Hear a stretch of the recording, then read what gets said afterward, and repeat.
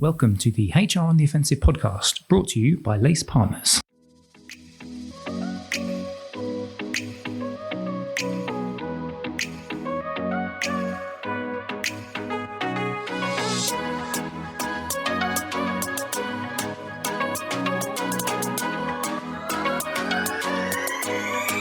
Good morning, good afternoon, and good evening, and welcome to the latest HR on the Offensive podcast. It's me, Chris Howard from Lace Partners, joining you as always on our latest edition. And today is a people analytics focused edition of the podcast.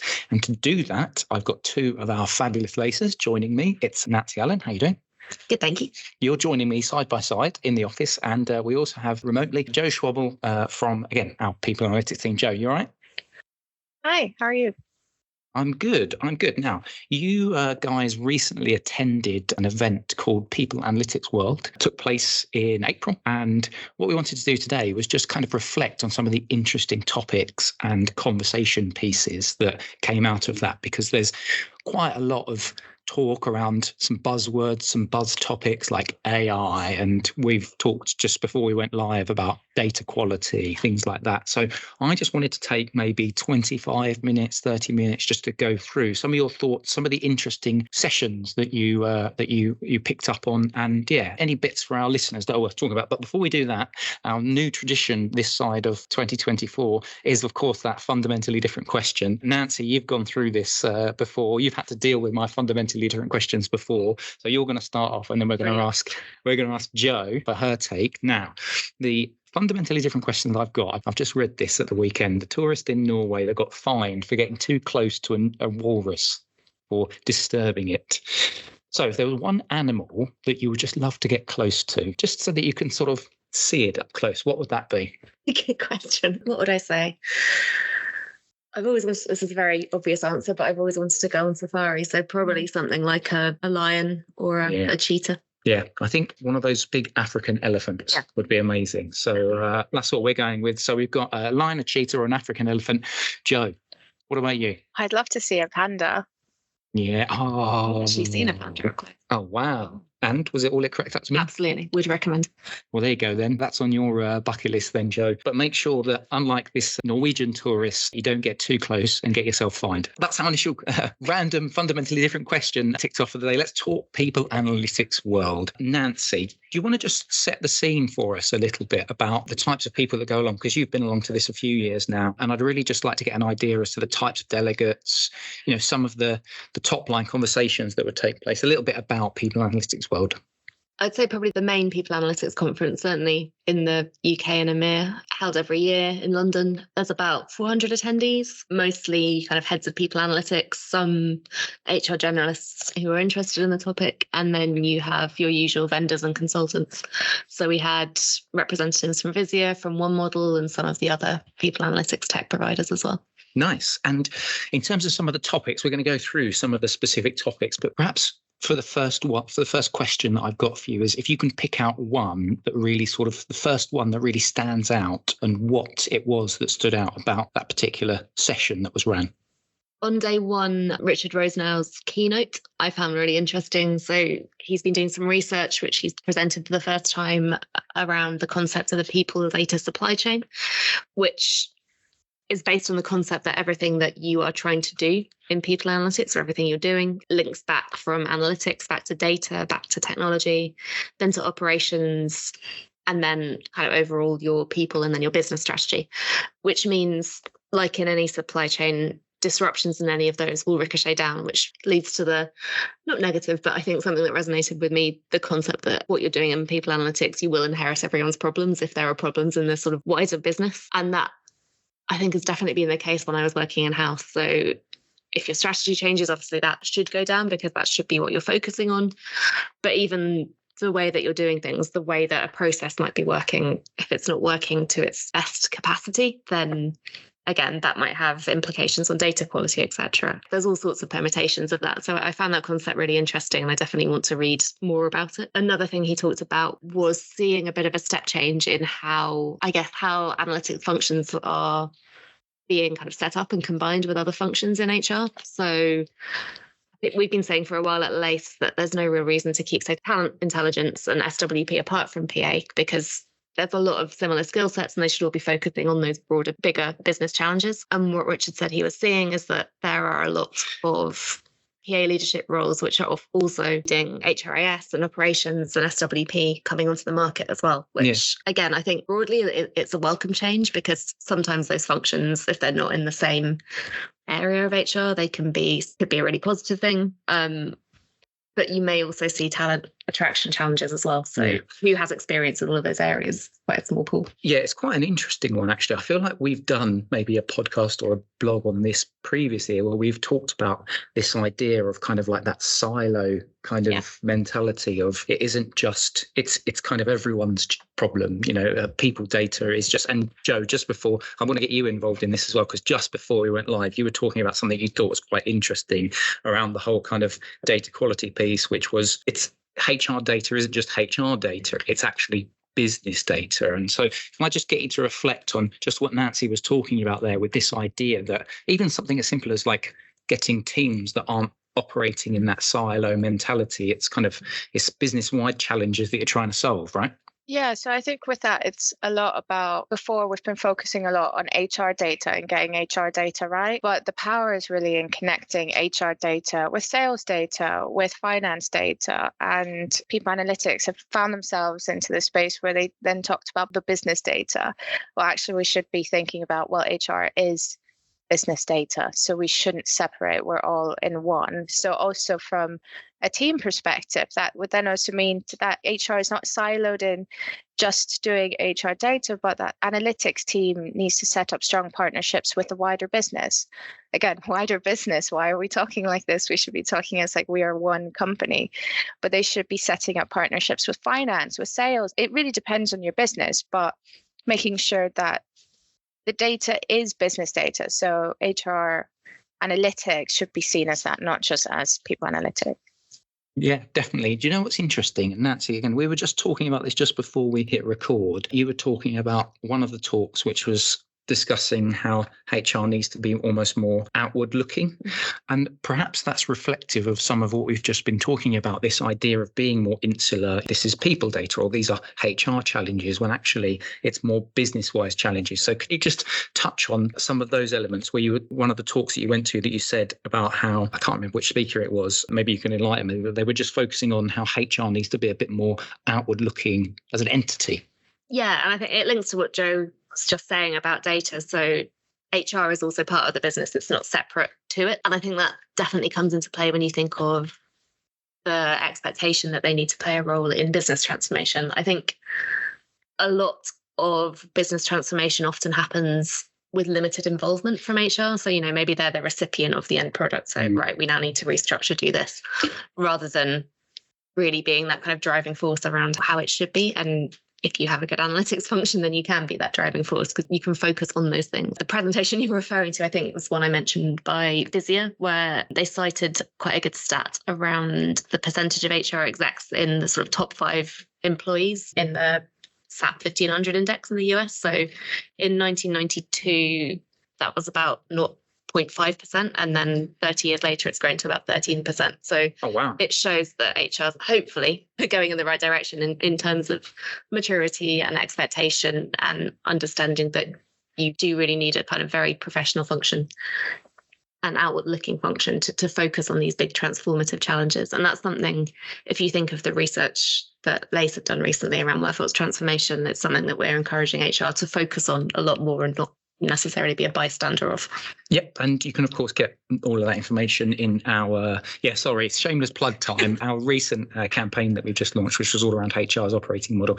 We have a paper which is part of the first kind of wave of information that we released, which is all around that. So check it out. We'll put it in the show notes if anybody wants to check it out if they haven't already done so. So Joe, just want to move across to you, just because I asked Nancy right at the beginning, any particular session that stood out for her? So same sort of question, I guess, to you. Is there any session that for you kind of came away from saying, this was really fascinating, I found this a really, really interesting debate? So my favorite session was by a guy called Ernst Eckhart from the International Labour Organization.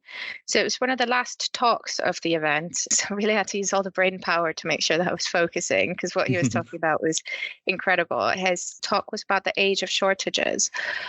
And so he started off with describing why we are in, of course, we've all seen the news with birth rates falling and, there's doom and gloom and we're not going to have any more workers. But then he also went into looking at trends, that we're working less hours, that we're redefining what work means for a lot of people. And so that's where a lot of skill shortages will be. And also that actually being able to move from one sector to another sector is not that easy. But then when you look at skills, actually there's a lot of skills that are very overlapping. So there really shouldn't be a reason why we can't shift from one to the other job and sector. But what really intrigued me is when he was then talking about that we're not actually documenting competencies and skills good enough to then actually do big analytics on them and to actually understand what the workforce needs and how they transform. Now, don't get me wrong, we're incredibly good at getting skills for a job description, getting skills for in your first years, making sure that you're in your development. But where we're really not good at documenting skills is after 5 to 10 years, someone being in the business. And we've all seen that trend of people have been in the business, they might not show up to as many learning and development calls and sessions, but we just lose track of what skills and also the evolution of skills. So we don't know what skills the workforce has necessarily that's been with an organization for 10 years. And then that tied in very nicely towards the end of the conference when they said the next big thing for analytics is going to be, how do we do, next to SWP, of course, but with skills, what can we do? What analytics can we do with competencies and skills to really understand what talent do we need? How can we upskill, or how can we do a lateral shift? So that was really interesting. The skills discussion is a really, really fascinating one, actually. And then when you match it to organizations' ability to utilize its data effectively to be able to plot their approach to strategic workforce planning, I find that really, really interesting. I've worked in large organizations, I've worked in smaller organizations, and problems stay just as complex even when you're in a smaller organization. And just as you were saying, Joe, like the implications on having a large business and having people with the requisite skills, that if you have your approach, if you're capturing the data and the information in the right way, you can plot those people into different types of work that they are very capable of doing, but you don't even know that exists. I mean, that's a real opportunity for businesses, isn't it? I can see you nodding, Nancy, so I'm going to bring you in on this one just to get some thoughts around that, this idea of kind of like leveraging skills data more effectively to improve. Got such a wide range of different elements, internal mobility. There are all sorts of angles you can go on this, isn't there? Yeah, I think a lot of businesses are starting to talk about skills, but without necessarily knowing where to start or thinking they're going to need a perfect data set to actually do something with it. And I don't think that's true. So I think it's about understanding what the right skills are for a role, or if you're looking at maybe how to transform your workforce, your future roles. So how do you know, without doing a lot of kind of in-depth analysis, whether the skills that someone has at the moment are the skills or partially the skills for these new roles? Like, how do you know what is needed to be successful without actually kind of doing the work and not making assumptions? I think as well, on the point of imperfect data sets, there's a lot that can be done around just inferring some skills and mapping some skills as well. So you may know that if someone is strong in one area, that would mean that maybe in 2 to 3 years that they would be highly skilled in something else. So they may be a good fit. And then there are other elements that you can bring into that to start to map, especially if you're doing something like a workforce plan, how much you can develop in-house, how much you'll have to bring in externally, where you can get that talent from, where you might be able to automate, all of those big questions. And so many companies are having to tackle this at the moment. Like if you think of, manufacturers having to do things, or actually all organizations having to do things a lot more sustainably. If you're a transport company, you might have to be looking at electrification. So how would, say, traditional engineering look compared to what it might look like in 10 years' time? It sounds a lot scarier than it is in terms of how to tackle it. It's just about starting and starting to chip away at it. And that is something that a lot of organizations are starting to do well, and analytics can definitely help with. I think Joe has a point. Yeah, Joe, do you want to build on that at all? Yeah, absolutely. Well, also with skills and talent, I think it's also the data collection that's quite daunting. As to Nancy's point, I mean, needs of a business are constantly changing. So the job roles are changing, the competencies, the skills that we've acquired now didn't even exist 5 years ago. So from a data collection point, just thinking about how you're going to get that data is an incredibly admin heavy job to do. So if you don't know what you're going to do with it, what's the business case for collecting all this data?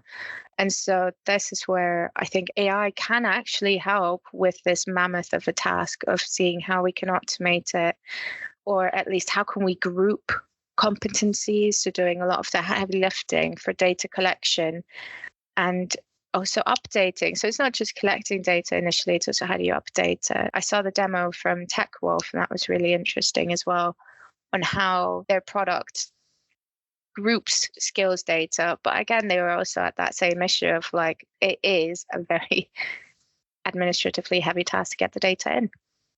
Yeah, certainly. And of course, the klaxon for AI has just gone off. So we do need to talk about that, because inevitably that's going to be a topic of discussion around people analytics professionals. So Nancy, I think you said you attended a panel discussion, which was all around AI. So can you just tell our listeners just a little bit about some of the points of topic that were being debated?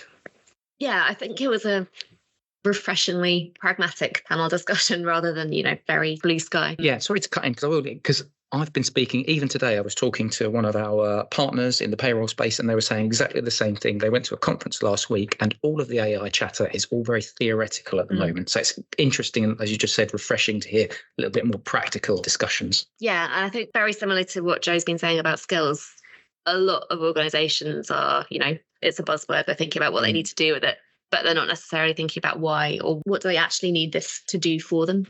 What is your business? And what work do you need to do, and how can you use AI to help you do that in a way that is appropriate and safe and ethical and essentially effective as well. There was a lot of talk on the panel around, yes, you probably should have an AI strategy and or a Gen AI strategy, but a lot of organizations don't have a cloud data strategy or a technology strategy. So why are you now having this one? Like, you need to kind of take a few steps back and fix some of those basics as well. Obviously, AI can also help you with that. So there is a bit of a sort of relationship there. So if you've got significant data quality challenges, for example, that might be a way to leverage it. But first, going back to what I've already said, you need to know where you want to go and why you want to go there. There was also a skill element to it as well. So thinking about what skills will be needed in the AI world. And again, I think it is about knowing your business questions as well. So it's all very well knowing how to use some of the new tools that are coming on, but you need to know what you're doing with them and using them in the right way to kind of actually be effective. Yeah, absolutely. Joe, I don't want to cut you out of this before we then move on to the next question. So any kind of other final thoughts on the big AI discussions that came through from People Analytics World?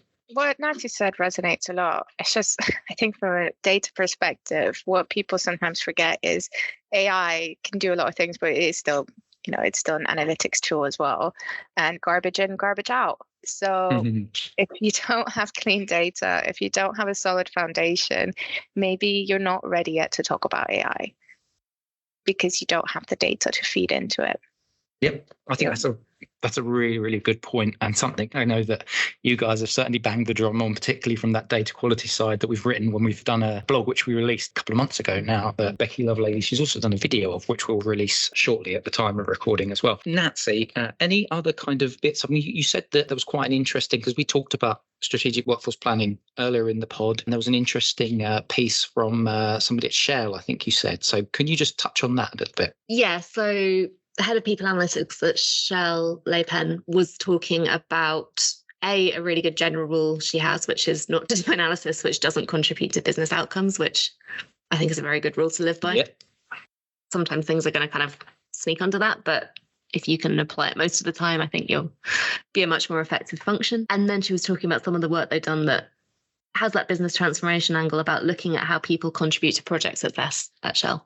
So a lot of it was around the sort of importance of proving some stuff that might seem quite obvious. But I think if you take that sort of approach, it will bring confidence to the other stuff you find out as well. So, the analysis has proven this to be right, but it's also found out these other interesting things. So they're right as well. So it brings a lot of credibility, really. Some of the sort of themes that they found were that if there were women on project leadership teams, there was an increased likelihood of success, and that stretch projects often meant, as in if the leadership team of a project was being given the project as a stretch opportunity, then it did risk a lower cost performance as well. So it was really kind of useful, tangible insight that could be pushed out to the people who were making decisions about who were leading which projects, and just being able to kind of balance stretch and risk a lot more effectively, which obviously has an impact on bottom line and revenue as well. Yeah, absolutely. Joe, we've got about 5 minutes left. So I'll do just before we do a wrap up, any kind of final thoughts from you, either on that Schwabl piece or any other interesting bits that came out from the conference. And then Nancy, I think we've got one more interesting part around sustainable business that you talked about. But Joe, anything for our listeners before we wrap up today? The only thing that comes to mind is like the final words at the conference, which is also my favorite quote, is a person without data is a person with an opinion. So that's just should carry through all people analytics. I think that's really a foundation of business and of HR as well. So that would be my final words for this too. I love it. I love it. And just as we wrap up then, Nancy, talk to me a little bit around the piece around sustainable business. Yeah, so there was a presentation from Peter Cheese, head of COPD, around, I guess the general theme was rise of sustainable business, in that I think we kind of moved on from the sort of 1980s, 1990s style capitalism where it was all about making money, but obviously that hasn't gone away, but that increase in a company needing to have a broader purpose and a kind of greater expectation of transparency as well. That's been reflected in a sort of increased demand for external reporting. So in the UK, that's things like your gender pay gap, ethnicity pay gap. In the EU, that's the starting to come in now, the ESRS legislation. So yeah, I think the challenge is that a lot of companies see the external reporting is a bit of a tick box exercise and they don't necessarily tie it to business outcomes. Whereas what we try and do when we do this sort of work with clients is look at what are the sort of different tangible actions you could take to actually not just make your targets, but actually just sort of improve your culture and improve your business performance as well. I think that's a really, really important point, isn't it? And I think this has been kind of laced throughout today's podcast. Oh, a little bit of a pun there, laced throughout the podcast. But yeah, laced throughout today's pod that we've done is this idea of tying back to what are you trying to achieve as a business? Start to look at your data as holistically as it's business data. It's not HR data, what Joe talked about. Yes, AI is the hot topic at the moment, but how is it impacting? How can you actually leverage it effectively without just wanting to be jumping on another bandwagon? And I think that's something that certainly, I didn't go to the conference, but I think was a thread running through a lot of the conversations. It's HR people functions need to be looking at the data that they're using. They need to be thinking about the way in which they're working through people analytics from a holistic point of view. You know, what are the business outcomes we're trying to achieve? Nancy, absolutely amazing having you on today, as always. Thank you very much for joining me. Thanks for having me. And Joe, fabulous to have you on. Thank you very much. Thank you. Thanks for having me. That's all right. What we'll do is we'll put some links to some of the podcasts and other blogs that we've done around data quality in the show notes. But from myself, from Nancy and from Joe, thank you very much for listening. We hope you have enjoyed it. And hopefully we'll catch you next time on the HR on the Offensive podcast. Bye-bye.